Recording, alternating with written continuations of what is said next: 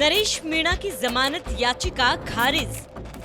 उपचुनाव में नरेश मीणा ने अधिकारी को मारा था थप्पड़। एसडीएम को पोलिंग बूथ पर मारा था थप्पड़। अब इस पर राजनीति हो रही है।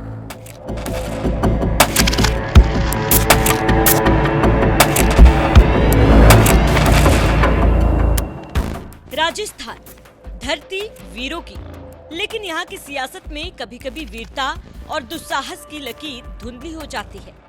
5 दिसंबर 2024 विधानसभा चुनाव का नतीजा, कांग्रेस हारी, बीजेपी जीती। लेकिन इस जीत हार की राजनीति के बीच एक ऐसी घटना घट गई जिसने सत्ता के गलियारों में हलचल मचा दी और गांव कस्बों की चौपालों से लेकर सोशल मीडिया के लाइव तक हर जगह चर्चा छिड़ गई। देवली उनियारा विधानसभा क्षेत्र के गांव समरावता में मतदान चल रहा था। माहौल शांत था, वोटिंग मशीनें क्लिक क्लिक कर रही थी। तभी पहुंचे नरेश मीणा, वो नेता जिनके समर्थक उन्हें अपने इलाके का शेर कहते हैं। औचक निरीक्षण करने की मंशा थी, लेकिन दरवाजे पर खड़े एसडीएम ने रोका। साहब अंदर नहीं जा सकते। बस यही से शुरू हुई बहस, और बहस से टकराव, टकराव से थप्पड़ और थप्पड़ से बवाल। गांव की गलियां सियासी रणभूमि बन गई। कहा जाता है कि थप्पड़ सिर्फ गाल पर नहीं, बल्कि प्रशासन और सत्ता के नाजुक अहंकार पर पड़ा था।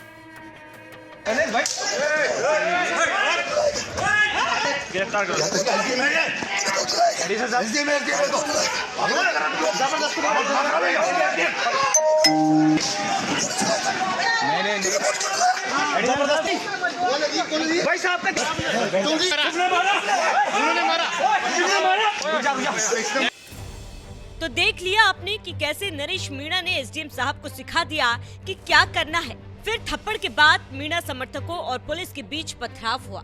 पुलिस की गाड़ियां चल गई, लाठियां चली, आंसू गैस के गोले छोड़े गए।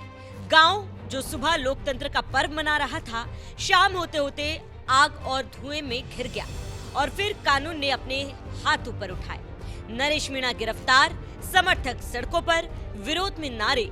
लेकिन सत्ता की मशीनरी ने तय कर लिया कि ये मामला जल्दी खत्म नहीं होगा।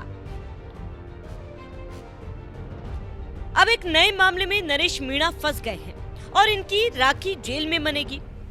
खबरों की माने तो 25 जुलाई को झालावाड़ जिले के मनोहर थाना उपखंड क्षेत्र के पिपलोदी गांव में जो स्कूल हादसा हुआ था, जिसमें 7 बच्चे मारे गए थे, 27 स्कूली बच्चे घायल हो गए थे।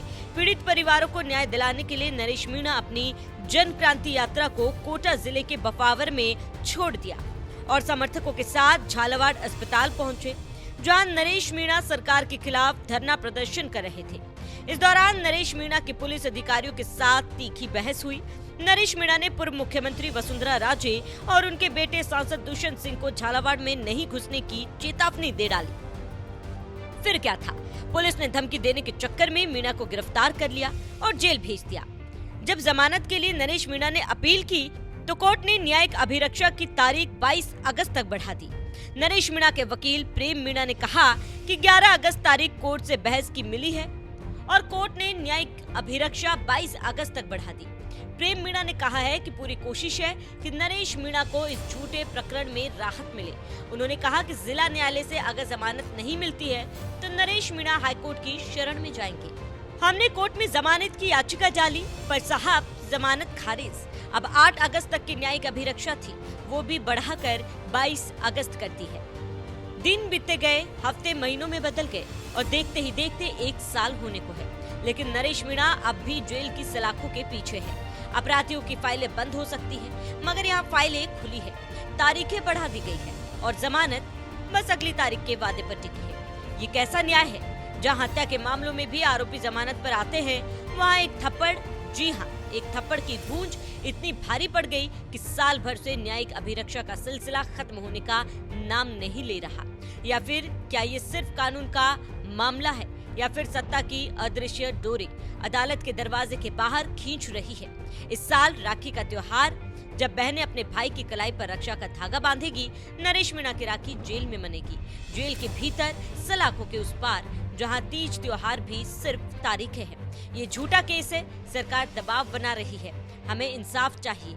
सरकार चुप है, लेकिन चुप्पी भी कभी कभी बहुत कुछ कह जाती है। क्या ये सजा है उस थप्पड़ की, या सबक है बाकी नेताओं के लिए कि लाइन क्रॉस करोगे तो साल भर सलाखें तुम्हारे घर बन जाएगी।